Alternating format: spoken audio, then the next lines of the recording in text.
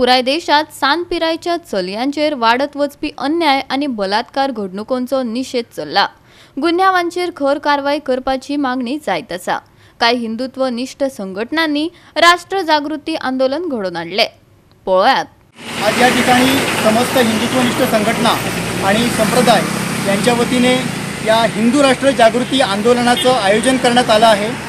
या फोंडा तालुक्यातील आणि विविध हिंदू संघटनांचे प्रतिनिधी कार्यकर्ते आज या आंदोलनामध्ये मोठ्या संख्येने सहभागी झाले आहेत। आपण बघतोय मागच्या काही दिवसांमध्ये देशभरामध्ये अल्पवयीन मुलींवर विविध अत्याचार होत आहेत, अशा घटना सातत्याने पुढे येत आहेत। अगदी गोव्यात सुद्धा मागच्या 2 दिवसांपूर्वी आपण जर पाहिलं की कोल्हापूरमध्ये असू दे किंवा वास्कोमध्ये असू दे, अगदी अल्पवयीन अशा 5-5 वर्षांच्या 6-6 वर्षांच्या मुलींवर अशा प्रकारचे अत्याचार झालेले आहेत।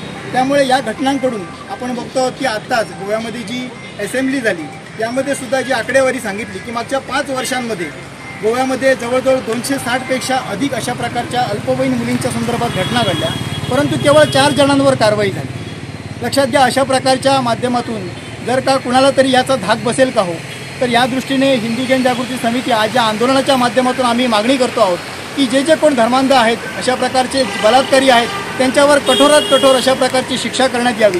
या माध्यमातून आम्ही सरकारकडे मागतो की फास्ट ट्रॅकच्या माध्यमातून हे सगळे गुन्हे जे आहेत तर त्यांची चौकशी व्हावी।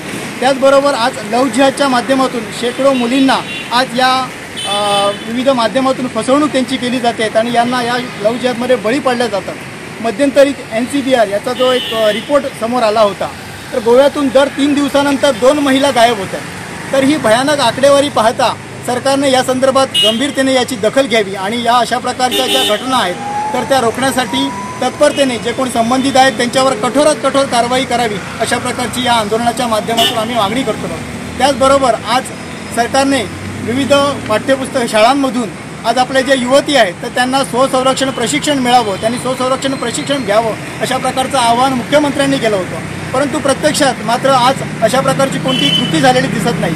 त्यामुळे आम्ही सरकारला आवाहन करतो की अशा प्रकारची ही जी घोषणा झाली आहे तर त्या घोषणेवर त्वरित अंमलबजावणी व्हावी। प्रत्येक शाळांमधून युवतींसाठी स्वसंरक्षण प्रशिक्षण वर्ग आयोजित करण्यात यावेत आणि त्यांना हे स्वसंरक्षण प्रशिक्षण देण्यात यावं, अशा प्रकारची योजना सरकारने त्वरित राबवावी, अशी आम्ही मागणी या माध्यमातून करत आहोत। गोवा 365 खातीर कृष्णा नायक, मनीषा जाधव आणि संगीता ओली।